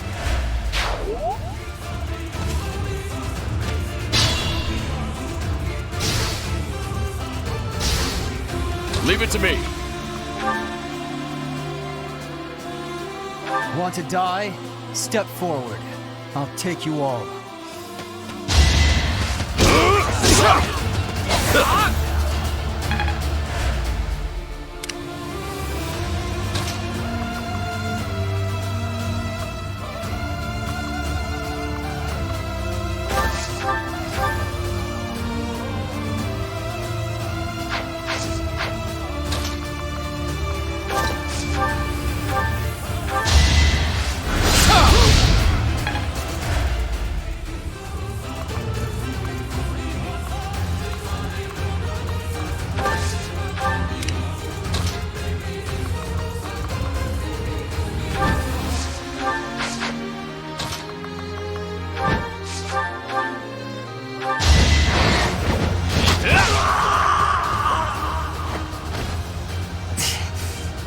here.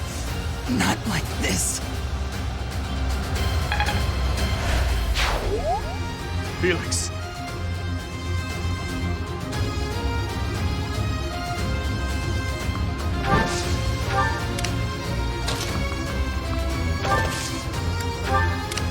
Let's make this quick.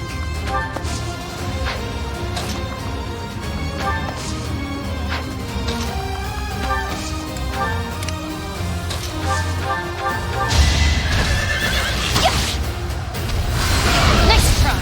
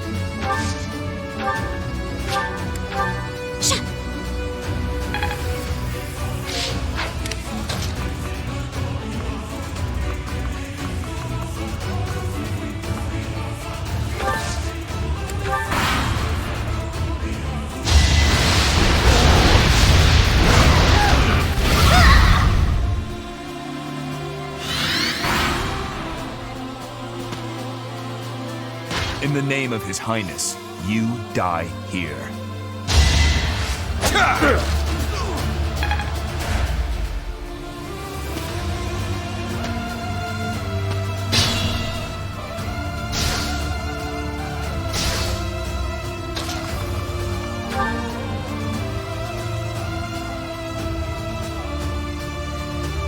You're not worth it. Get out of my sight.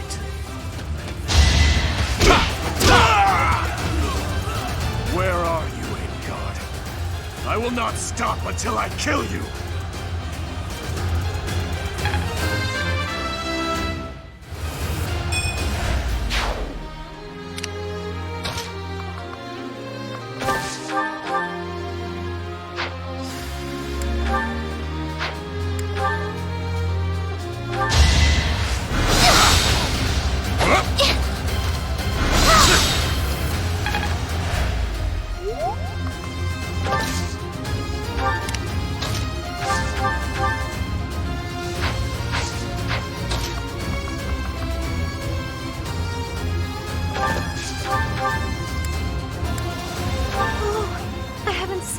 So long.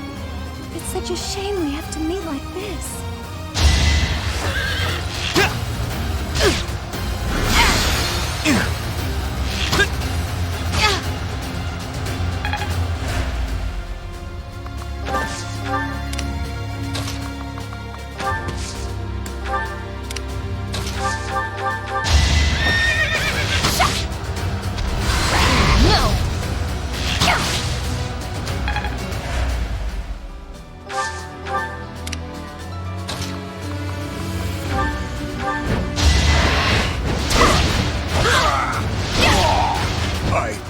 Still fight, Your Highness.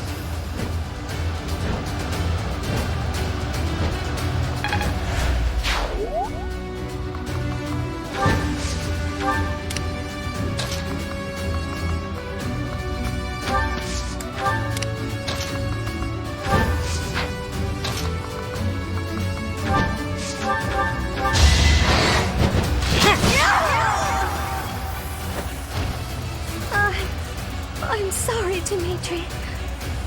I can't seem to stay on my feet.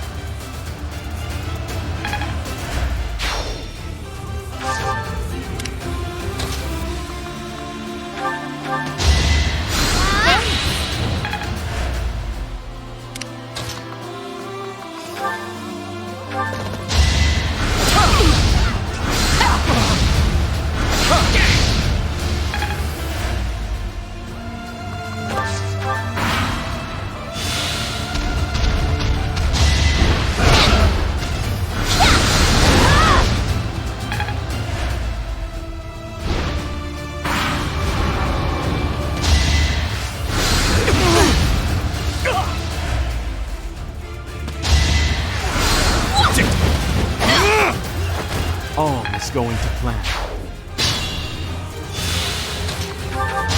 Sorry about this! Can't afford to lose.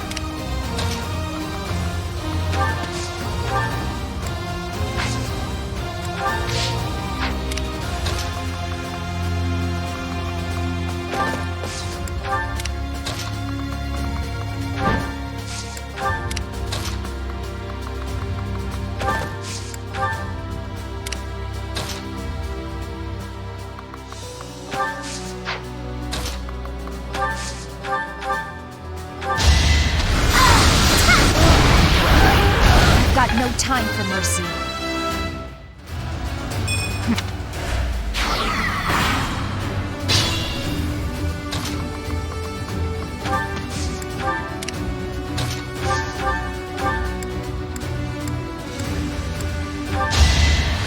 Much needed.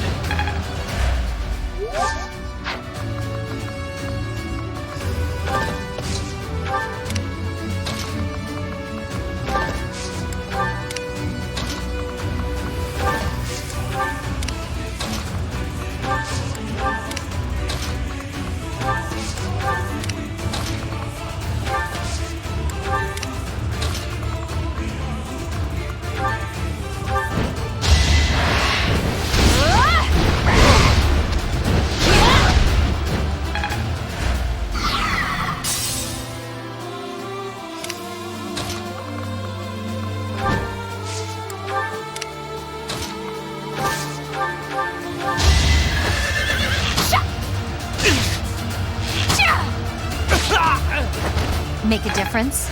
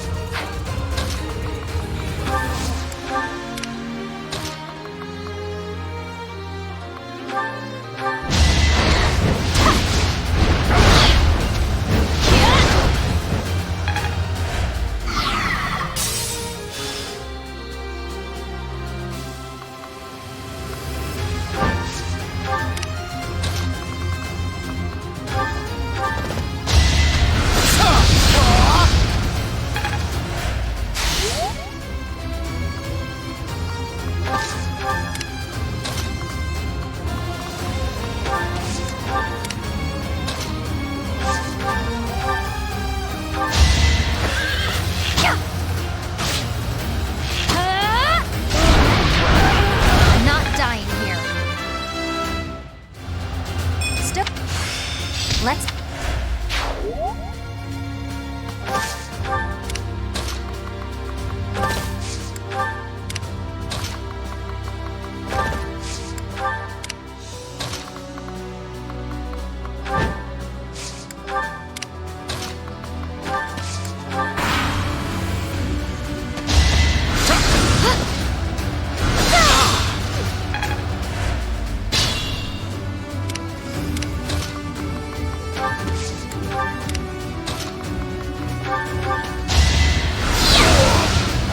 It's done.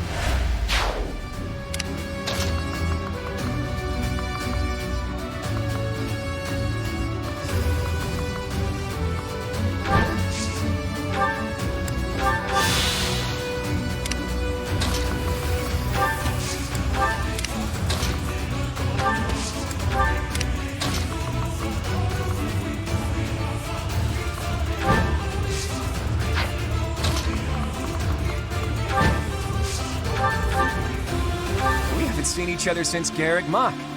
You've grown lovelier than ever, Edelgard. You're not so unfortunate yourself.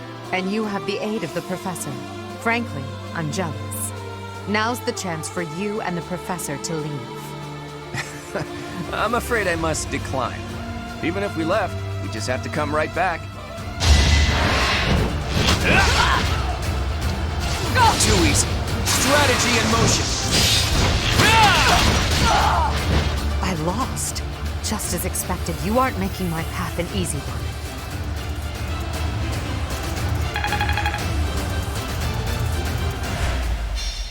I must retreat for now. We'll meet again on the battlefield. Even in an ugly battle like this, it's important not to lose heart. We have to take pride in our victory. We did it, Teach. Now we can move forward to our victory.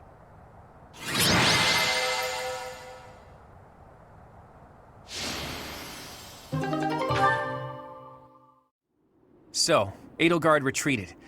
I suppose she lives to be defeated another day.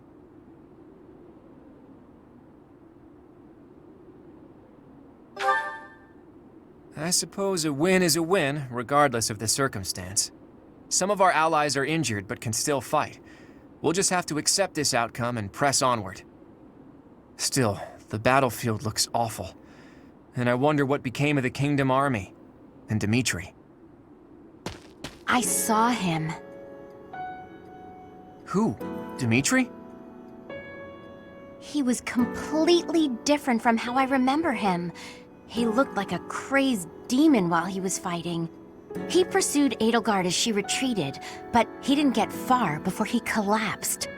I saw him surrounded by Imperial troops and pierced by their spears. I'll never forget it. He deserved a better end. Dimitri. He went through so much to make it here, only for his efforts to be in vain. I can't even begin to understand what Dimitri must have been feeling, but there must have been some other way. Why did he have to go like that? And his vassal, Dedu. Did he fall as well? I don't know.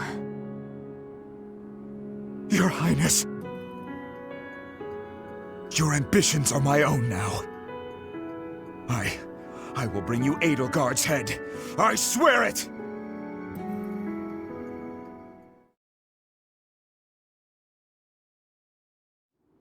Professor, Claude, may I have a moment of your time? Lysithea, what are you doing up this late? Trouble sleeping?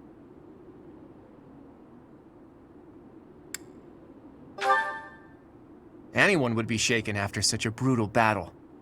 If you're having trouble sleeping, you should drink some warm milk. That's a thing, right? Must you treat me like a child, simply because I'm awake a bit later than usual?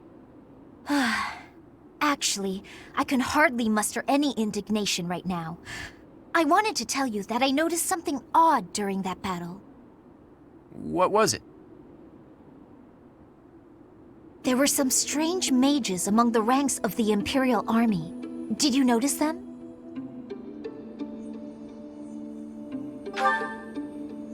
That's right. I have seen people dressed just like that before. It was a long time ago. House Ardelia was involved in a rebellion that took place within the Empire 18 years ago. After it was quelled, all of the key officials were caught and put to death. The Empire sent replacements, who they used to take control of House Ardelia. Among the people sent by the Empire were mages dressed in black, just like those we saw in battle. If they're Imperial mages, it makes sense that they would wear the same clothing, right? Yes, but the mages from back then and today, I do not believe they are from the Adrestian Empire.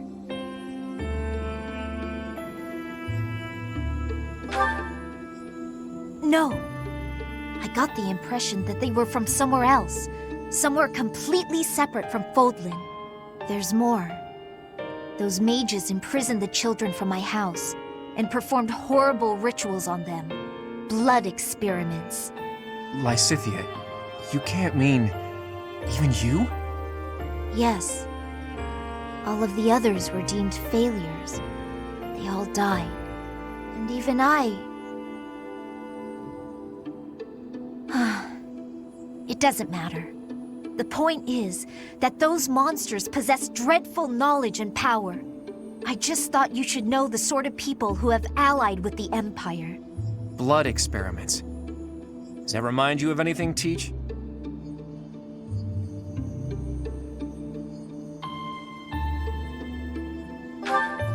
Exactly. There was that secret group who abducted Flayn and extracted her blood 5 years ago. The people involved back then were Tomas and Monica. Well, I suppose their true names were Solon and Kranya.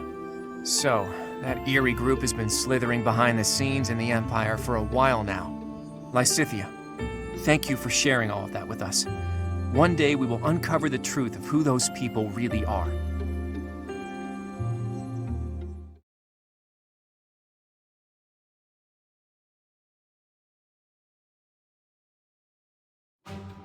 We've managed to invade Empire territory and emerge victorious in our first battle.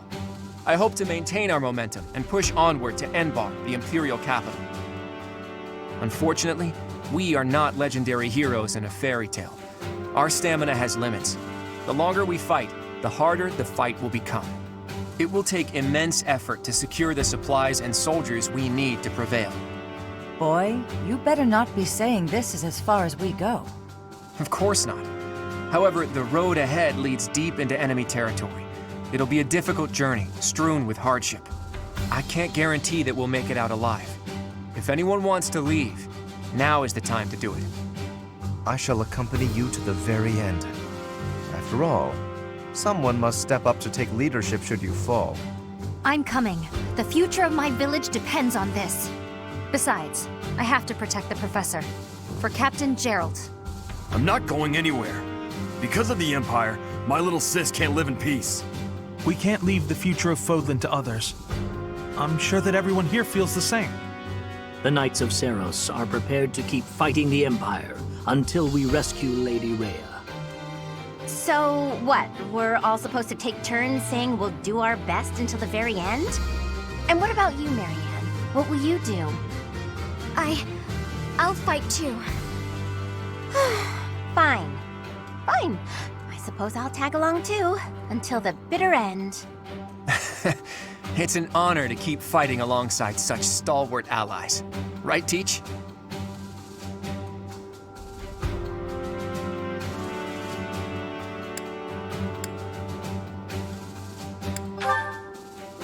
I know I'm a great leader and all, but praising me isn't gonna get you anywhere. All right. Now that I know where each of you stands, I'm going to return to Alliance territory for a while. I intend to report this victory to the Alliance Lords and draw out even more support from them. Our next battle will be even more challenging, so brace yourselves for that. I should write to my brother. He'll want to hear about our victory. Your brother, Lord Holst? How is he these days? Oh, he's doing great. I even got a letter from him before the last battle. He wanted to come and join our fight too. What's this? Lord Holst come here? That would be a most reassuring development. Sadly, it sounds like my father was against the idea. They want him to stay in case they need to fight the Almirans. Their logic is sound, though it is vexing that the Alliance's greatest general cannot join us on the front lines. We should be glad that Holst is staying behind. Almira aside, there's also no guarantee that the Imperial forces won't try to launch a surprise attack from the Old Kingdom territory. If you have something you need to talk to my brother about, I'd be happy to send a letter. No, that's okay. I'm just glad to hear he's doing well. Please send him my regards.